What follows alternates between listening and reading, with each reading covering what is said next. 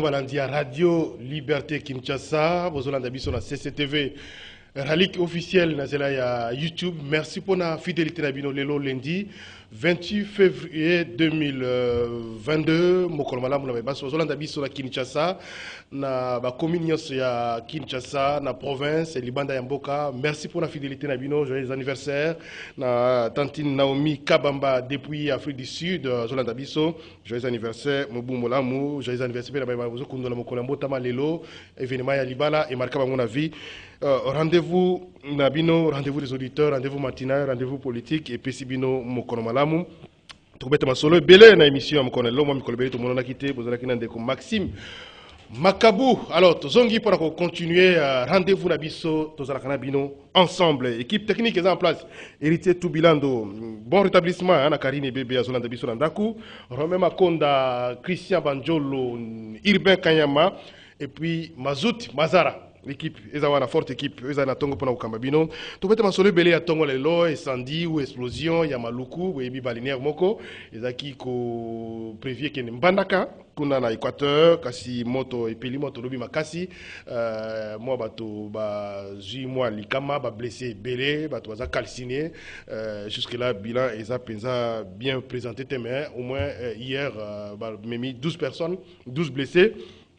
Oyo na hôpital de cinquantenaire moko ko finanzela ça c'est moi-même j'ai assisté na moni bembi wana na miso na hôpital de cinquantenaire lobby na Butu parmi les blessés acheminés à l'hôpital bajimo bana miki ya je crois 9 mois bazaki pe na kati ya incendie wana et donc pour l'instant bazozo traitement na niveau ya hôpital du cinquantenaire na Kinshasa to belango avec l'invité na biso ya mokona lelo opération Gombe Bopeto Kini Bopeto, la commission d'opération Gombe Bopeto.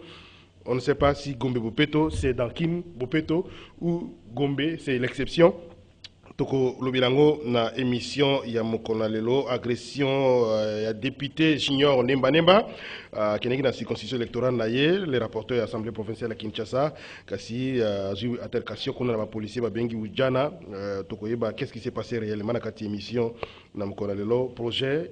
Il y a changement, c'est murmuré dans les salons politiques, dans les couloirs, changement de la constitution, notamment au même mandat présidentiel, le mois de 5 à 7 ans, Mbata, le président de la commission administrative et judiciaire et juridique de l'Assemblée nationale, PAJ, semble-t-il, dans le manœuvre pour préparer une émission. Beaucoup de sujets, hein, parce que tous un invité unique na plateau ya lelo a souhaité à commenter bon sujet et belé siège il y a ensemble pour la République et ça qui inauguré na Mikoleleki na nouveau ya Lubumbashi.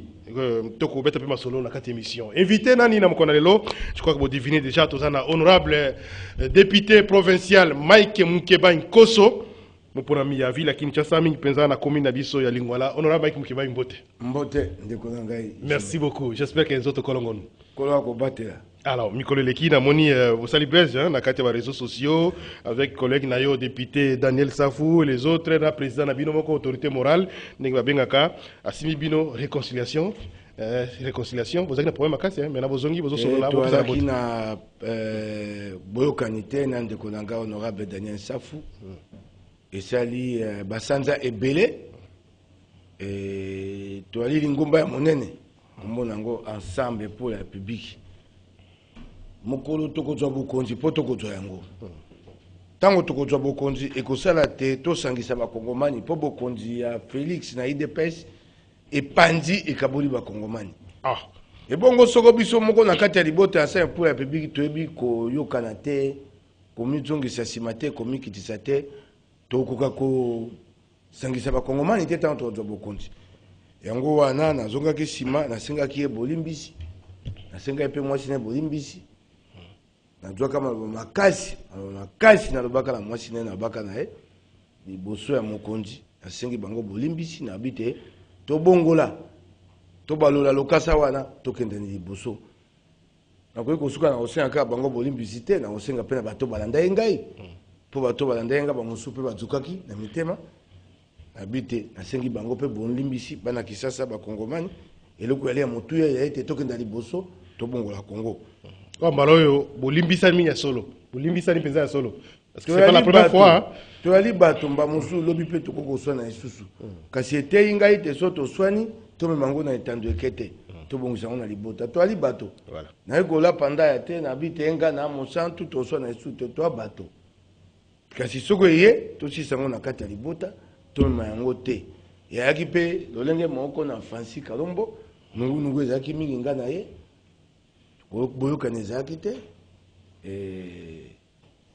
na makambo ya kisasa nga naloba boye ye akoloba boye naloba boye ye akoba boye. Alors que bino baso misato boza ba gestionnaire hein, ya ba parti ya na niveau ya Kinshasa parti na bino na ye pe na ba voix discordantes elongo te toyokana toyokani tosoleli na kolikia te yali koyokana ya solo pona ngai na bongoli lukasa wana na baloli yango po etumbeli makasi o tokosala yana motuya koleka mwa kanda mwa koina o toali nango pona moto moko to mibale Kongo eleki monene toyokana tosimbana po tokumema Kongo liboso Kongo ebongwana maloba mokonzi apesaki biso yango wana. Merci beaucoup. Tout à l'heure doko zonga na Kinshasa pour makambo ebele mais oboyelika kina Lubumbashi. Je crois que votre président Moïse Katumbi s'est impliqué makasi hein pour beaucoup manetapi wana parce que ndina yoki exactement facilité pour faire autour de la table les trois. C'était une coïncidence, coïncidence dans le moment de l'inauguration, c'était préparé, planifié par les... Nabanda te moko ya biso avec pe ko kapasi na motema. Na ko mona te tozai ko nyokola baninga tango toyokani. Po na moni bato lokwa bakangwami. Bato ebele ba yebisinga yi Salomon Escadela, Koko, Kongolo. O ali pembeni ya mokonzi.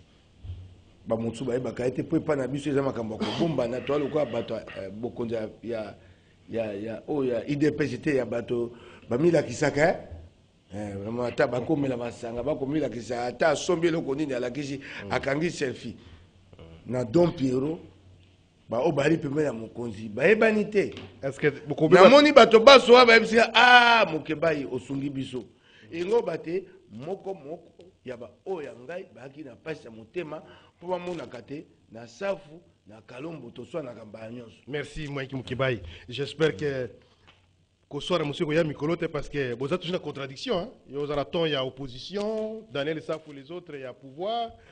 Contradiction là parfois comme mabine sous na na li na mongongo ya opposition te na li na mongongo ya Moïse Katumbi abi bokese na Katumbi ete to na nyonso ke ngana bi na bimi nyonso ke kasi soko tali na tambo na biso ngana Katumbi nzabe moko Katumbi azo encourager yo na déclaration ko bima ino sake alors que azana no wana et les autres ayebisaki bino te ya na kati ya nyonso ke kasi bosoto akosimba yango te lokwa bosoto ya ram akosimba yango te.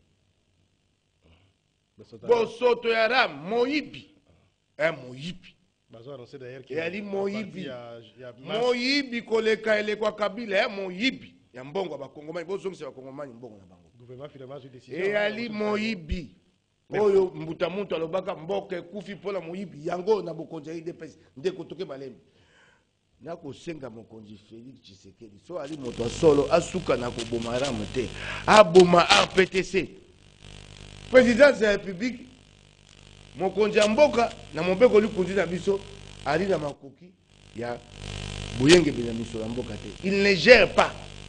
Premier ministre moto gère Kabila moto salaka RPTC tango amoni puisque très koya ministère autre comment benga lelo PTNTIC comme on ngwe le kwa ezaki PTT bakamati biloko nyonso ya OCPT ya motuya fréquence ya kambongo ebele c'est le loisir sur mon été pour comme une TNT et le quoi la fréquence c'est $400,000 licence il y a un opérateur télécom le quoi Vodacom il y a 20 millions 80 millions de dollars et code 243 bakamati yango ba longoli yango Kabila longoli yango amemi yango na RPTC bakay kotia RPTC na présidence de la République soki bokonzi ya Félix yaki bokonzi ya solo tango bandaki yango esengelaki alongola RPTC na présidence de la République azongisa yango le gouvernement. Merci beaucoup. RPTC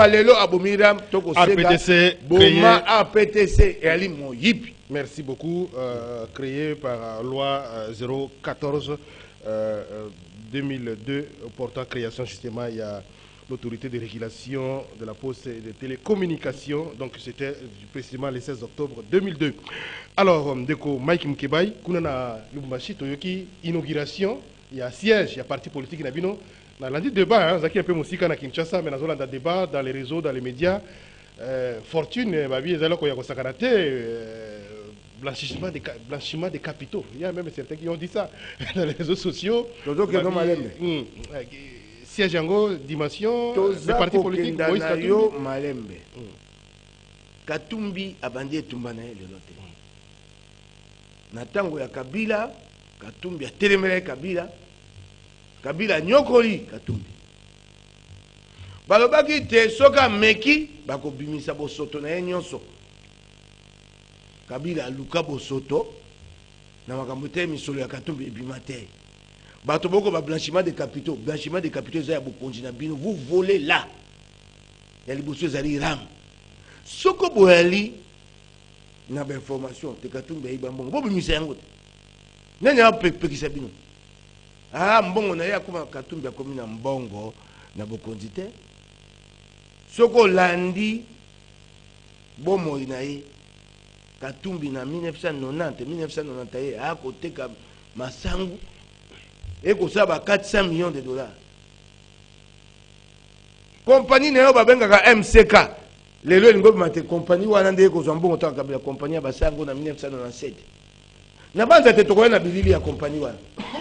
Nazaki nango na sanduku na bosani yango na Lubumbashi na koya na yango. Katumbi azali na mbongo na ye abandi kozwa banda kala. Eloko toko senga bokoma te yo na ba réseaux sociaux kokoma blanchiment de capitaux te. Botinda bokonzi na bino bakendo lakise pa Katumbi ayiba. O ya bino muyibi mone na moi. Ya liboso ya ram. Bokendo bobimisa yango te. Po na tanga Kabila babaki soka meki akoyoka. Ya Kabila babimisi te bino de bokobimisa. Totongi siège. Siège wana bato basutuki. Essaye bango mote ya pasi po ya bango bayaka batiaka makete te lelo batonga te. Bikundu yango wana. Ya bango banani? Ah. Yo ni natanga kombo baba tenga ya kombo kota makama pa. Tozana rendez-vous hein ko kota ba kotia bato na suspense te. Siège ali monene. Mais pourquoi surtout cette tendance là ya ko oui na zozo ngela ozana balo bande ko mukibai. Pourquoi toujours cette tendance ya biloko tout ensemble kaka Lubumbashi. Siège national Lubumbashi. Nani a biso te siège national. Siège national riawa. Na station ma campagne et pas mon konzi bolengete wana ya siège national était couleur provinciale. Il y a une coordination provinciale. Coordination construite na koleka babi 10 fois 20 fois oya Kinshasa. Oya Kinshasa tanto ko bongisa yango. Bukoka mwa isu boko finga isusu. Po toko tonga na Goma, toko tonga na Kisangani. Bato bako sutuka batele loko tele loko monene babi lokola quartier général ya Vodacom to ya compagnie moko ya monene to bité bolanda biloka mokilité eloko ali ya motuya yali na siège wana Katumbi na ensemble balakisi elikia bayali nango pona lingomba na biso balakisi elikia toali nango pona Congo. C'est la foi dans l'avenir d'ensemble, c'est la foi dans l'avenir du Congo. Soko montazana elikate akotongelo ko ya bongo te. C'est évalué combien de millions? Yango na sengi bato. Botala eloko totongi ya monene te. Botala elikato anango. Évalué na combien de millions? Botala elikato. Tokei malembe. Na kotanga makama bongo te. Bato ali kundu boko. Transparence. Bakoma redevabilité. Biso eloko wana yali elika. O toko lakisa ba Kongomani ke toko bunda. Ensemble ekozali ngomba ya monene ekozaba tinda mibere ensemble ekobungola Congo ekozwa. Merci beaucoup. Makanisi ya kotia na moto yango wana biloko bato bozoba. C'est la campagne, moment campagne kosala ba kosala campagne wana bien. Bako koma ba réseaux sociaux bolanda ngote bato bozoba. Merci tozonga Kinshasa. Honorable Mike Mukebai Koso tozonga na Kinshasa sikoyo pona ko beta masolo et belé. D'abord incendie l'équipe na Maluku kuna, j'espère que vous avez appris ça aux députés à Kinshasa.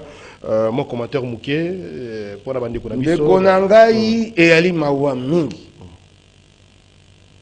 Babalenye wana okoloba mbala nyonso mikolo nyonso sanza nyonso mibu nyonso bato ba okufa na Congo mingi na nzela ya Goma na Bukavu na Lak mba mosu pe okipe ne kwate bato bakufi soko bwali na bokonzi eloko yali mabe esengeli kosilisa yango Baleinier wana ezaka na contrôle technique te. Baleinier wana ba nyonso so okei omoni nde bato ba matina biloko somo esali. Boulamata réalité. L'autorité de l'État. Boulamata réalité na été. Na kotu na mbokoso o ali ministre provincial ya transport.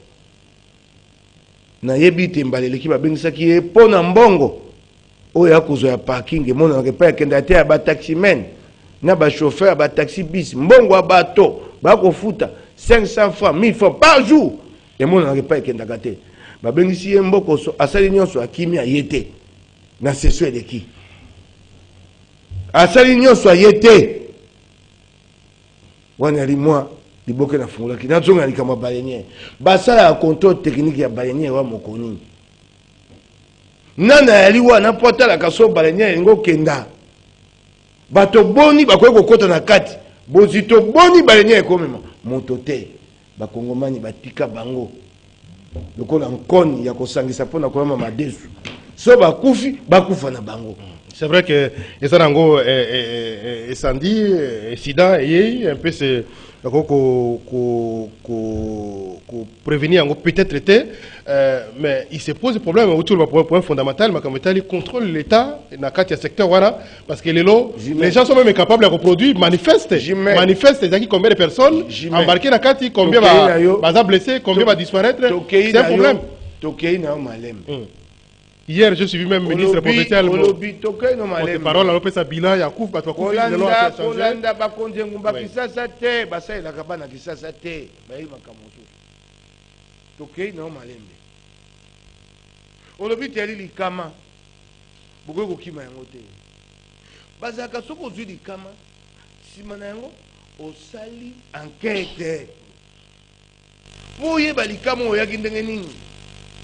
Ata basi moki malika mo bimbate kasi oyebate eloko yaki mabe to bongisa il y aura pas d'enquête. Na bokonja Kabila il n'y avait jamais d'enquête. Bokonja Félix n'en parlons pas ndenge moko. Loko ande bande ko bakufaki na matadi kibala pas d'enquête. Ndeko na ngai yo moko zolo bayango manifeste zo mona na te.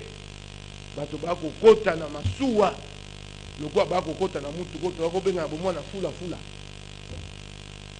Nani akolanda yango apesa etum moto te yo koyebisa ngai te ezali kama yeli kama te po manifeste ezomona na te bato bakota kuna manifeste yo moko manifeste komona na te na bokonzi ya Félix konzi ya IDPS manifeste c'est tout ça bato bakota na masuwa. Parce que tout ça il faut revoir, il faut matissati na mutu ya président de la République. C'est ça un secteur moko précis hein. Et puis so qui est moko atia ki aliment et pas na mbele aliment landamite na so. Ye moko atia alimate akamati directeur de cabinet na ye a commissaire ministre des finances. Après si mon salaire à côté la plaque d'immatriculation. Ça c'est notre dossier.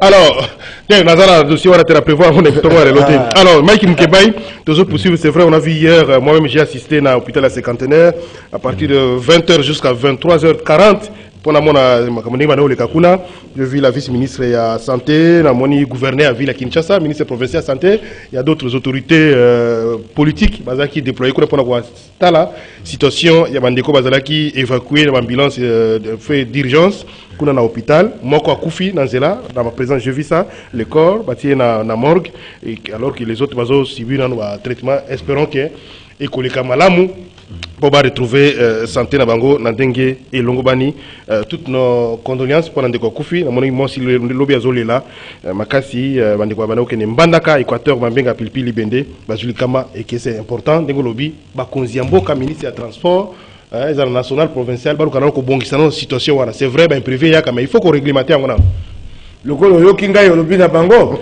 yali malamu tokoy mongongo moko nga na yo. Merci Mike Mukebai. Alors, opération Gombe Bopeto, lancée par le gouverneur à Villa Kinshasa, député provincial. J'espère. Ah, on a quitté. Na uti Lubumbashi. Voilà, ça la Kinshasa information il y a week-end.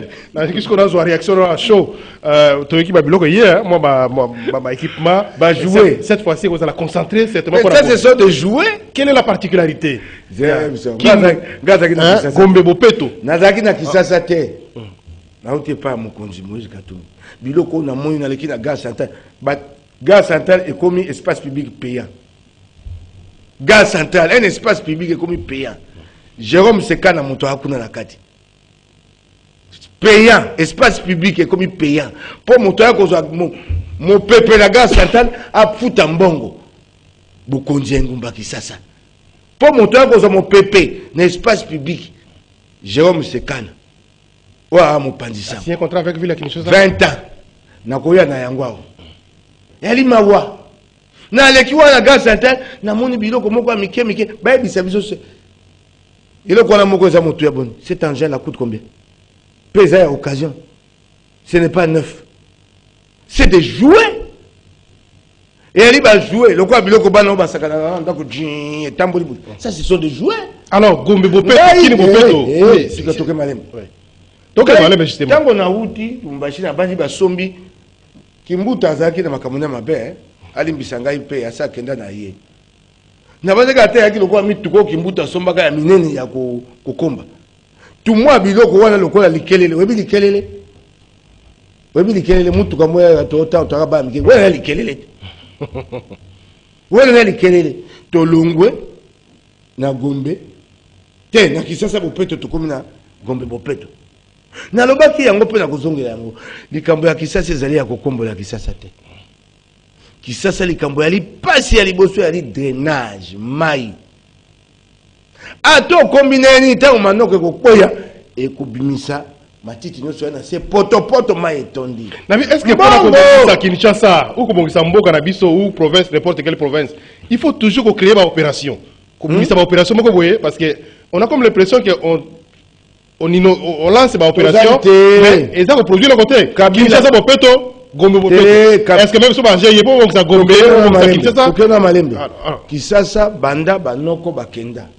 Ba belge totikala ko sokola ko fungola kanivo te ko misa zero te Kisasa ya kotonda bato babaki sami to tongi ba terrasse ya sikate terrasse ya lingwala yango na ko seka bato bakoba mokeba ya saka ba action te mosala ya motinda mari action te ba ko sabino te ata ngai na sali action na fungoli terrasse za liboso ya lopongo nanga to ya baba nyangwe. Tango ko kite komi na wile ebe kota na rivière Gombe. Rivière Gombe tonde koma tawa. Bato ba okati sango na makolo. Ma eza eshute. E kambo ya Kisasa ya makasi e ali drainage. Ko fongola Kisasa ko tonga ba caniveau. Ko kombe ali lo kwa moke. To kimi musala ya monene. Ngobira kimi musala ya monene. Akena musala oyo akola Kisasa tandweke. Totu bizarela mabe ya Kabila. Musala moke. Tango ebele, beaucoup de publicité. Pour na kokosa bana Kisasa, kokosa ba Kongomani, lokuta ekoleka te. Gentil Ngobila, oh Ngobila, ni wa mbaka wana. Alors, lobina mo kina no peut-être. Alors on évolue avec Mukebai. Soko bolingi Congo ebongwa na bana Kisasa ba Kongomani. Soko boyeka moto ba yemba kaye mokonzi boyeba te bure eloko yalité. Alors, c'est vrai que ce lien-là entre les hommes politiques et les musiciens, il faut couper ça. Pour mon pote soit comme politicien, soit comme un ah au kabela bon bon bon on au kabela on va kozongwa pi. Et où ta poche na iti ya musala na nini liboso ebele ba koyemba bango na ki ba koyemba Augustin Kabuya to va no mibuna ba yemba kayo yali mawa. C'est ça va circonstance. Alors équipe Mukebai, ça va circonstance de vie. Il faut encore admettre ou accepter la Musungai akoma comme ministre ba yemba kayo ba yemba kayo susu. Alors, il y a une circonstance de vie par rapport au statut que tu as commis à changer dans la vie. Certainement, il faut que alors, on aimerait quand même que tu aies un Kinshasa, une particularité. Il y a Gombe Bopeto, Il y a place, il y a malheureusement, quand on lance des projets, des opérations, on n'intéresse pas les médias, on a un peu de la confusion. On aurait vraiment souhaité. Mais est-ce que vous êtes impliqué, député national provincial, à vous suivre comme si... Bon, c'est le gouvernement provincial. Bokonjo na ya Kabila et le quoi ma passe. Mon salam moké, tango ebele, beaucoup de publicité. Est-ce qu'on peut faire de l'entretien de route un programme? Mandele sur ma boulou. Bon, c'est pas ma boulou, bengango. Programme qui ne zéro tout. C'est pas un programme, monsieur. C'est de la routine. Il y a le pango no combat. Il y a le quoi nengo sokola kama mikonyon so. Et le quoi malonga te akobete la tango te. Le ko la bato bana musala malonga ba ko sala te. Yango ne loko nyonso ya moke. Ba bandi obete en tango. Na tango Kabila naza okamwa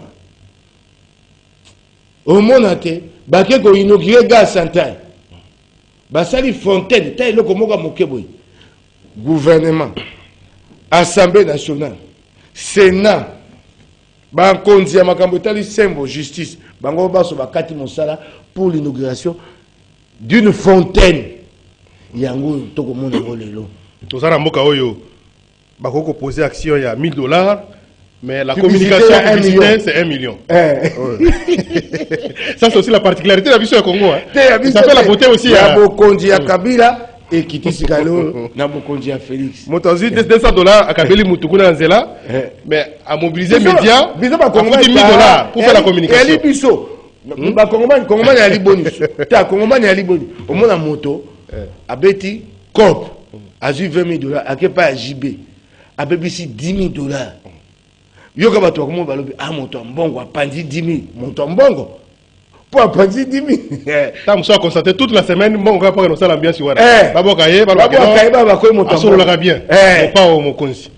Tala alors ça c'est il faudrait aussi chercher à changer le comportement ya ba congolais na kultuana, c'est vraiment aussi un défi et ça demande peut-être beaucoup de temps, beaucoup de conscience, beaucoup de énergie politique pe côté wana parce que c'est pas du tout normal tozo monango to ti bamboka kuna na Grand Équateur na Sud Ubangi gemena badolite na Rubangi bamboka kuna bato bazo souffrir hein les bandeko bazo ka pasi ta mususu pona bazangi loko ezali valeur à $200 hein mais bazo ka pasi mais vous voyez que ba autorité ou ba parlementaire banani ils souhaitent parfois qu'il y ait de la publicité alors qu'ils peuvent résoudre le problème dans le mouké. Oh, il y a les Bokonzi. Donc c'est ça un peu. Oh, il y a les Bokonzi. Et puis comment on a Bokonzi, toi, on a aussi.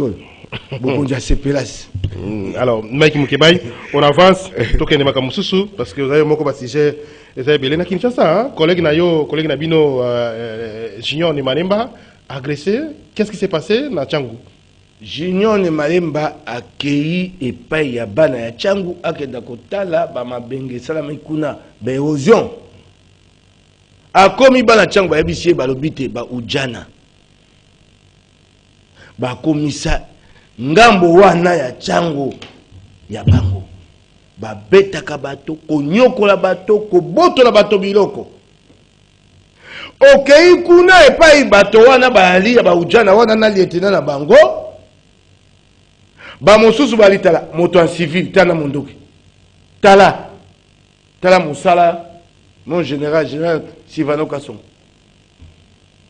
nde junior ako yebisa ako soya bana Tchangu ujana wana ya mokonzi lieutenant na bato na ba kangi mpulusu mbale ya junior ne mbale mbabita ke ndo soya na bango en tenue civile en plus c'est simbi arme tala mondoki tala mboka ndeko kotambola na Kisasa tala ujana tala mboka ndenge kokenda Gérard Sivano Kasson tala na Bokonzi IDPS akei poisson na bango akangi ye lieutenant wana akangi rapporteur ya bureau ya assemblée provinciale ya Kisasa atie na boloko alobi ngai na kosilisa yo petango okolela likamba ba ujana wana na Tchangu yalika na Tchangu te esika nyoso ba ujana bayali bato balilaka esika nyoso ba ujana bayali bakosala nko moto aloba na bango alite lieutenant wana junior ne mbalemba zwi chombo abengi général Sivano Kasongo si banoka songabi tikani ye wali na makoki ya okanga ete ali rapporteur ya bureau ya assemblée provinciale akitaki wana pona kobundela bana ya changu basisi ko soya bina kotika yote okoyoka ngai un lieutenant qui désobéit na mokonzi ngumba ya Kisasa ya Pulushi tozali wapi sanctions ate est-ce que pour la général Kasongo sima après ko benga asubi wana ni junior Nembalemba abengi lisusu ye abi atiki yo kaka te na kotindela yo colonel Mibale atindele colonel Mibale moko na bango komo na ye ya Pulushi Aziza baye bakangi bato wana liboso te batinda colonel batindi bato auditorat baye bato ya lieutenant wana ya ujana mandoki bato auditorat 100 mètres bakimi bakote makuna ngambo ya population okoyoka makambo yo sama Kisasa ici à Kinshasa dans la capitale to côté dans l'état de siège était connait ça ka sur le côté opération conjointe pas ekenda to ils ont volé et on ça nini ils ont volé moi madame songa tout kana Kinshasa to kozongela yango na koyawa donc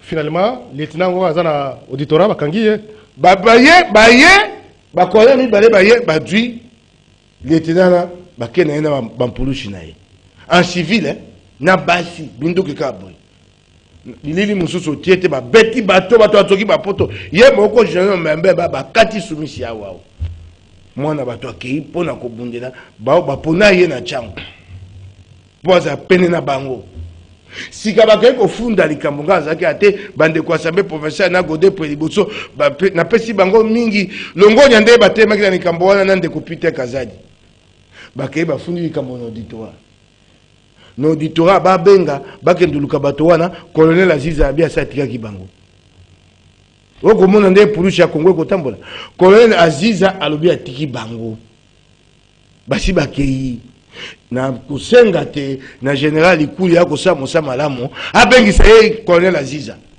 yenda za mukangemi po ye moto akimisi bato wana général Kasongo un officier subalterne qui désobéit yo vandi na yo zomo nango de quoi général Tivano Kasongo d'officier liboso te ba mema bato na auditorat bato esengeli bazwa 15 jours bazwaka soko uki mobeko na kati ya mampinga to na kati ya Pulushi bayaki bato okende ndolo lelo batiki bango bakei mais qui gère cette unité là ya ujana finalement à Kinshasa tunangai à la base ya beaucoup ya ngai pena tuna général Tivano Kasongo général Tivano Kasongo qui gère cette unité là oyo bakangamaki basali mbeba ya makasi basimbi junior ne m'a na elamba VPM intérieur ayaki a pris même décision qui nanzela pour makambo tali embouteillage plus que si makambo ya tali ba ujana nanzela mais so nanzela on va toujours VPM intérieur VPM assez on a kotuna okomona soda ya ger to ya FARDC okomona Pulushi akotambola alati nzakomba na munduki comment les militaires les policiers babimaka minduki mikonyoso quand ils circulent en armes avec des armes bako kenda wapi tone tumba wana mboko yo na Kisasa ngumba Kisasa tu vois un militaire azotambola na munduki tanga obeta masaya abomi bato so abomi bato mais abimi wapi munduki azokenda ko sani masasi obo pesa bango botanga kayango na mona moko musuba lakisi moto mwa akokanga bato ako se pesa bato en civil bakangi bato siko bato bakolanda ya betaka masasi to boka bato abele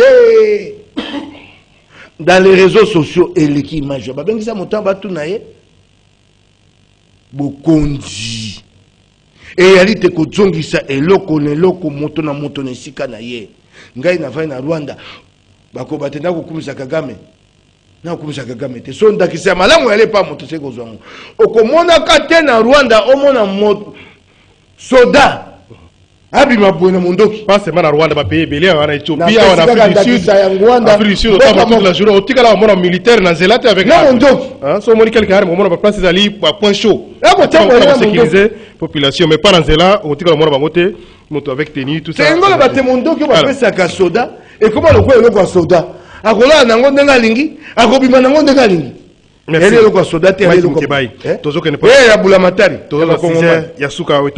Politique, il y a beaucoup de constitution, mais avant d'attendre quelques messages pour tout bonjour Jimel, bon retour mon frère après votre voyage. On attend l'émission, oui, l'émission est déjà là.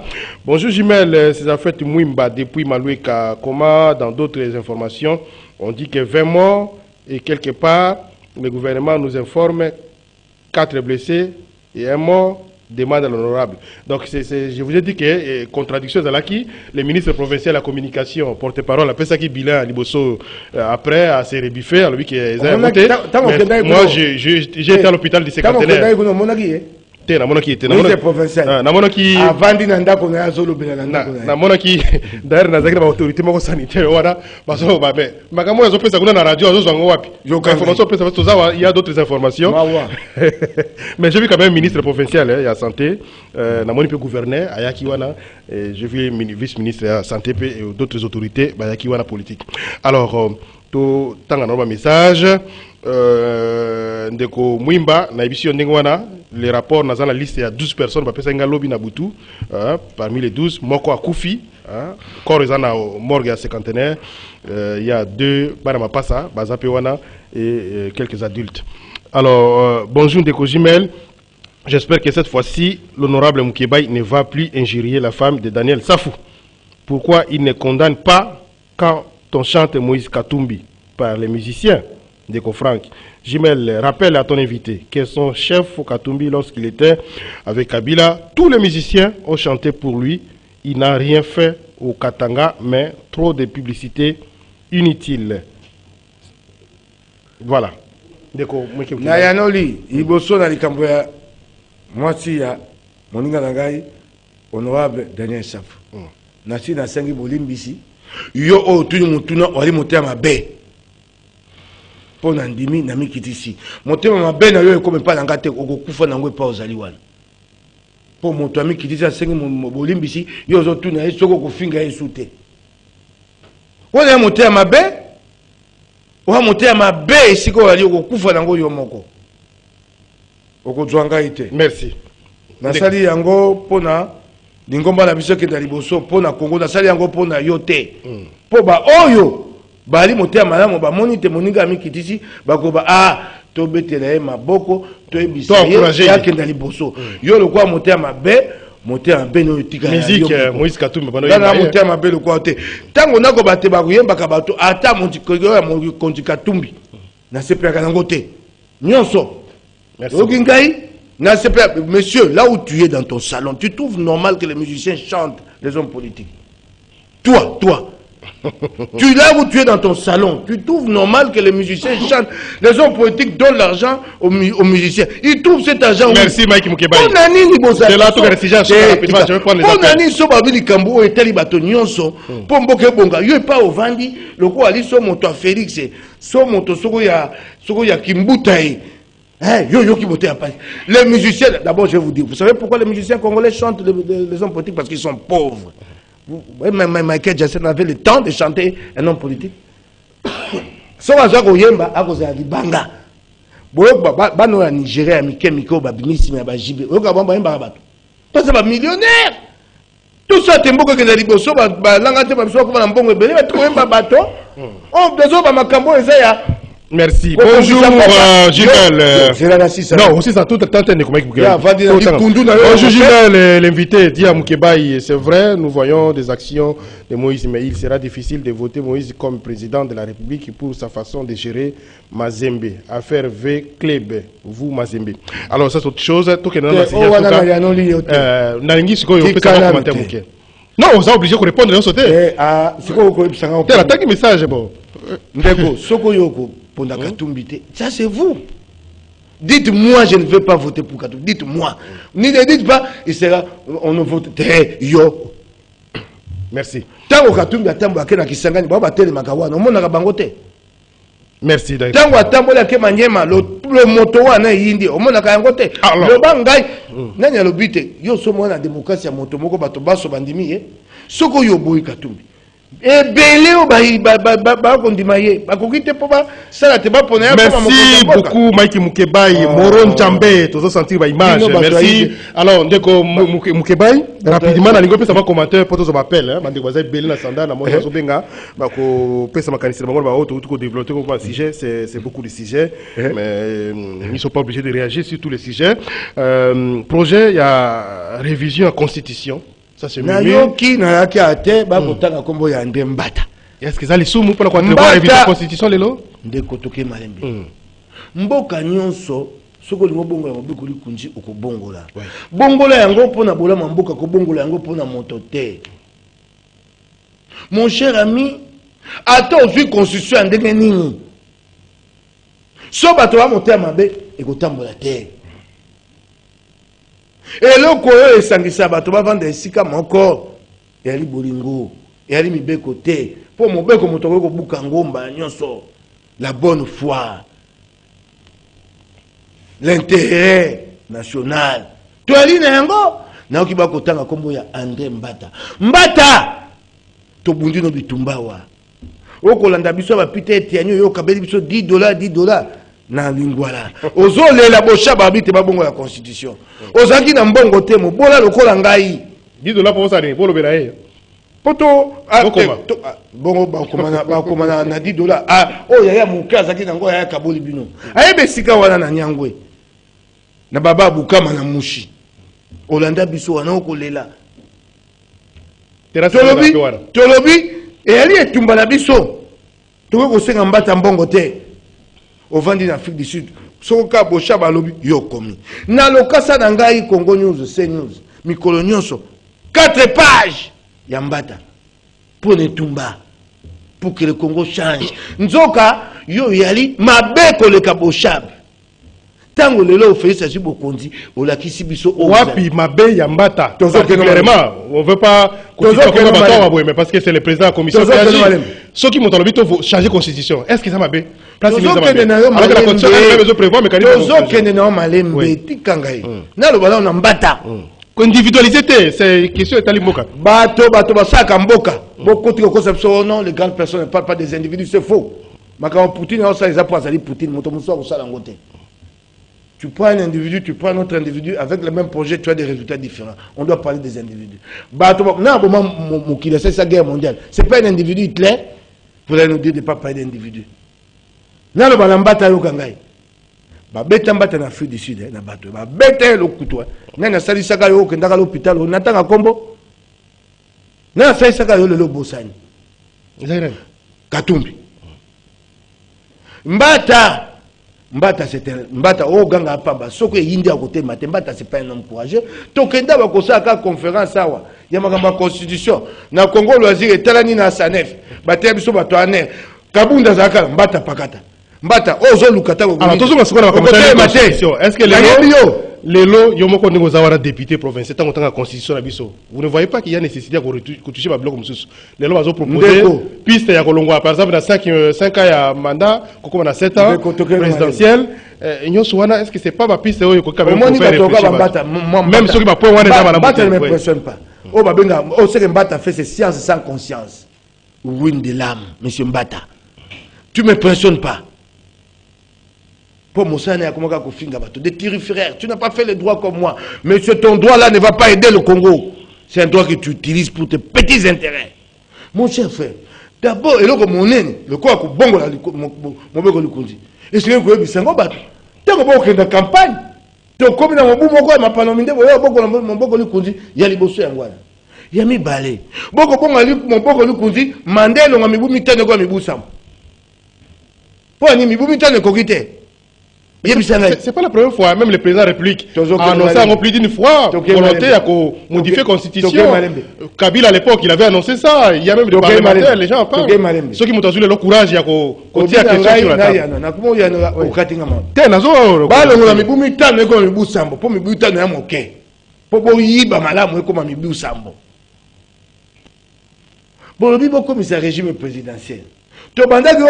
FCC kashi eko sunga ngai te na ko sa mosate tokoti nyonso ake potopoto na potopoto sikoyo comme régime présidentiel eloko boko lukali bokonzi ya seko na seko ekosama te ndeko na yebisa yo nabongisa mpe article oyo le président en fonction reste en fonction en place il reste en fonction jusqu'à mpo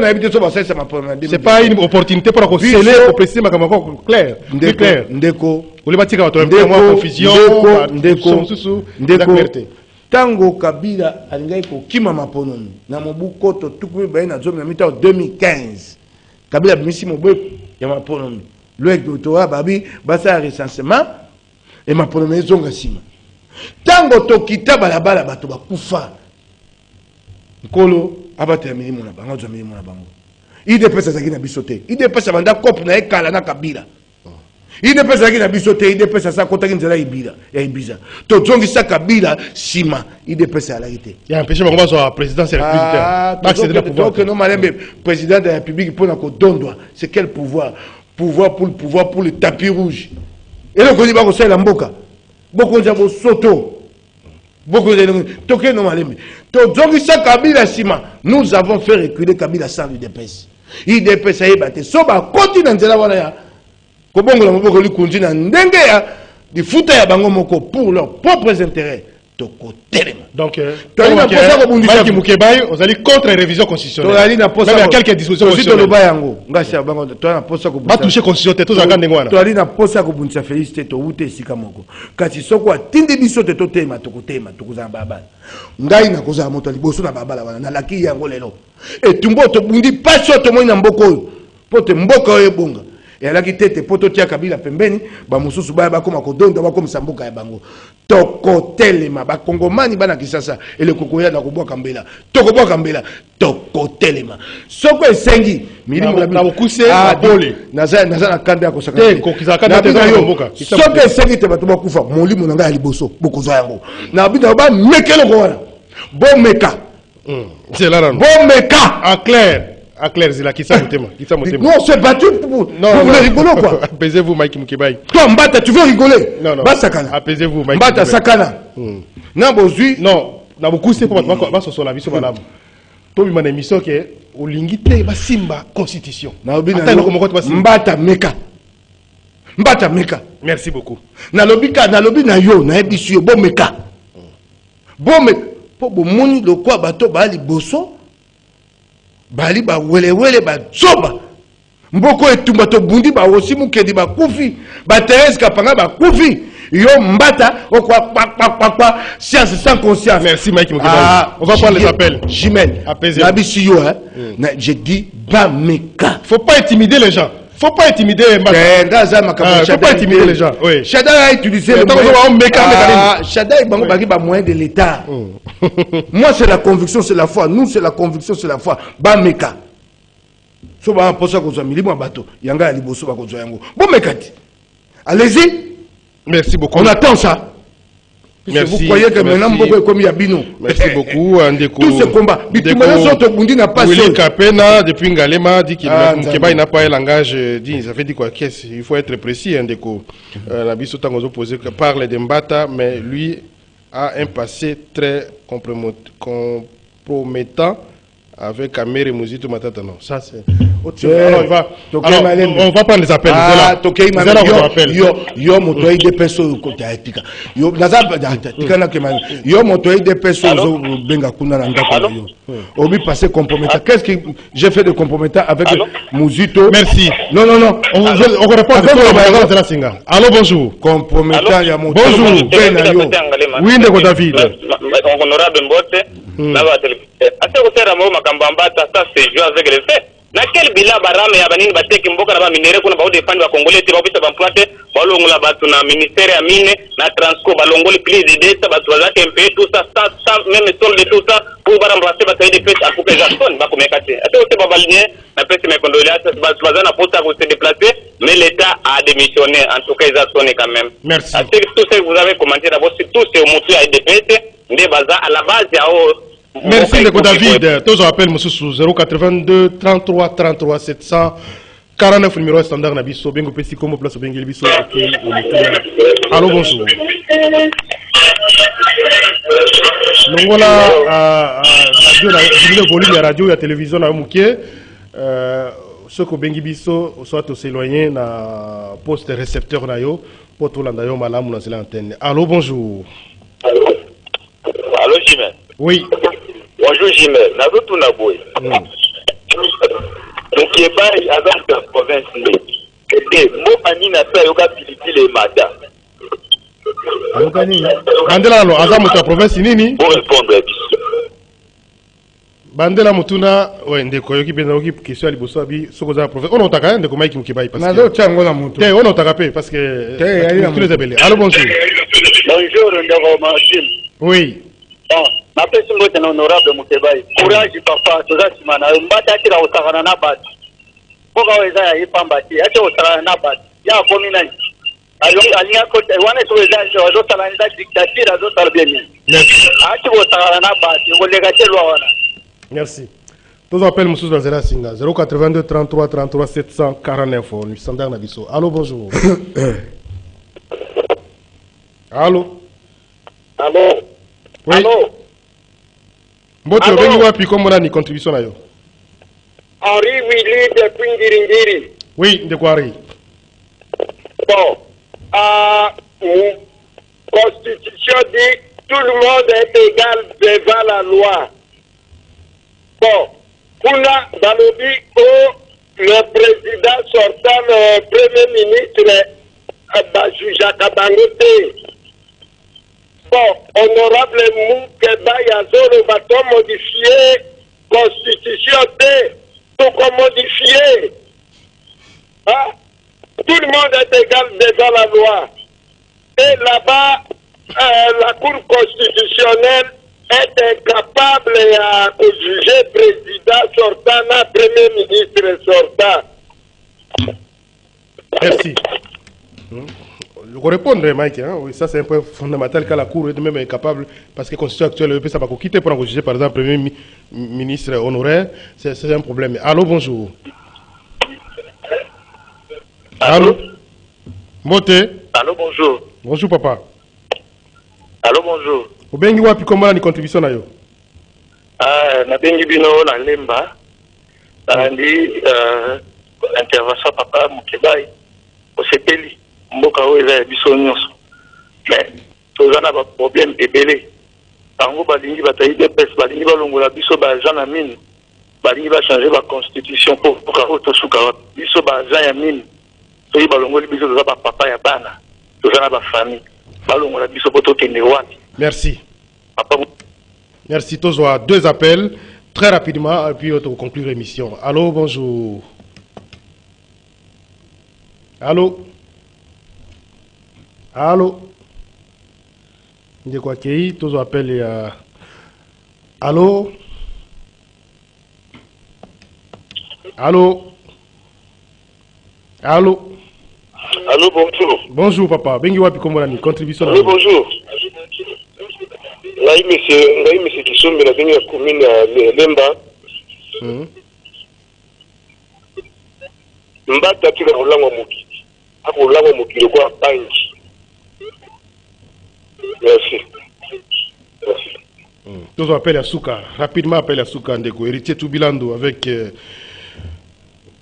Oui, allô, bonjour. Allô. Allô.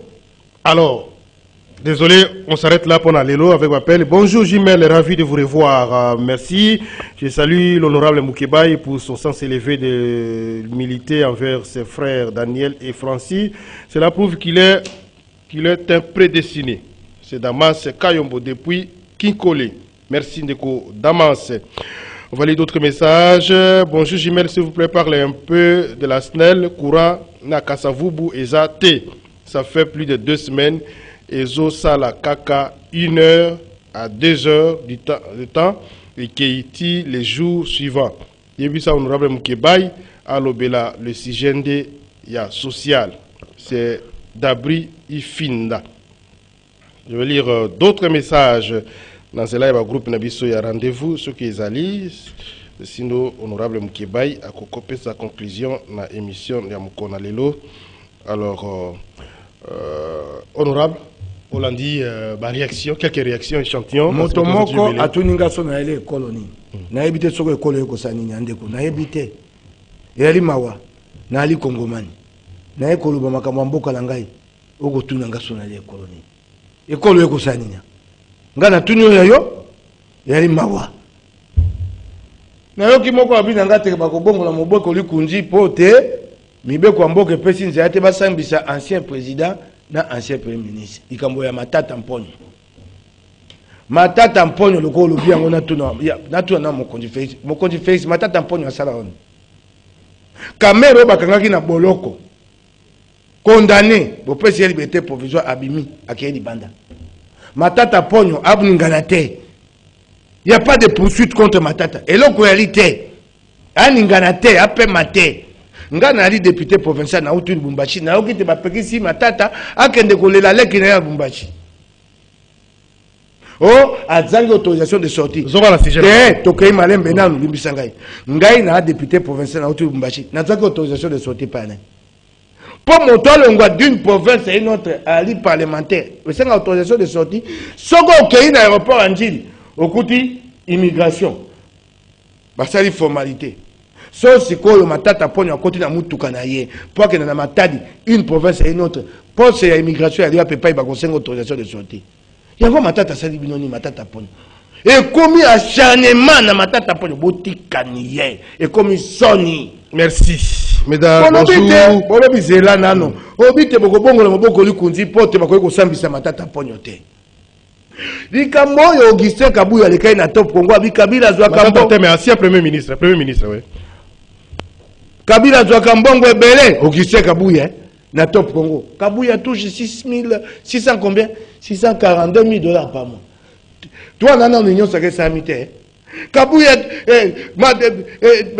Kabila, c'est inacceptable. Kabila pas Kabuya, lapsus. Kabuya l'obité, Kabila a Zouaka plus de 600 000 $ na Sanza. Ok. Na Mobeko Babongi, loi portant statut des anciens chefs d'État. Si comment la majorité est sacrée, bongo le moboko ya te poani. So bolingi mboko yo ko balanda kuna yo wana.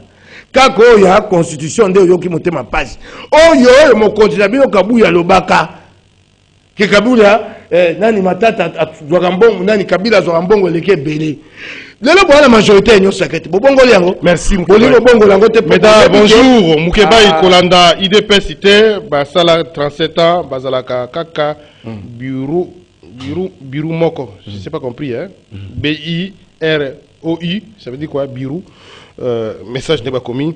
Bonjour Jimel, Mukebai doit être humble et non se prétendre comme un donneur de leçons parce que lui aussi venait d'en recevoir sur la bonne éthique, mais qu'il arrête de nous présenter Moïse comme un homme solution. C'est Alain Prince depuis Kassavoubou.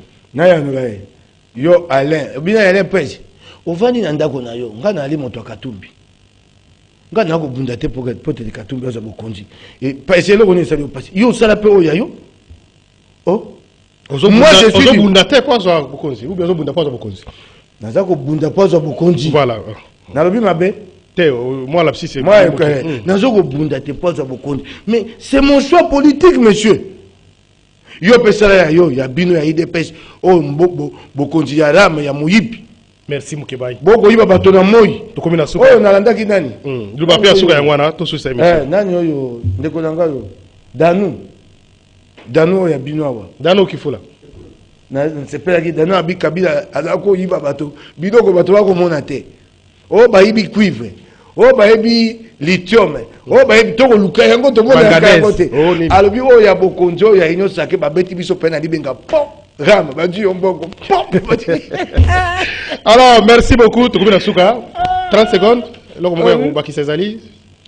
eloko ya kobaki sezali te bakongomani bayoka bakongomani bana Kisasa botelema etumba tobandaki yango bandakala Congo eyali ya moto te tokobunda te po Congo ebongwana ba oyo bakobanza te lelo bango bakomi pomba lokwa Kabila bakongomani tokotelemela bango.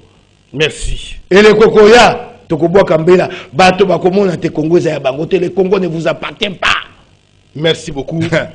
honorable Mike Mukebai Nandenge kolekana rendez-vous ya mkona lelo.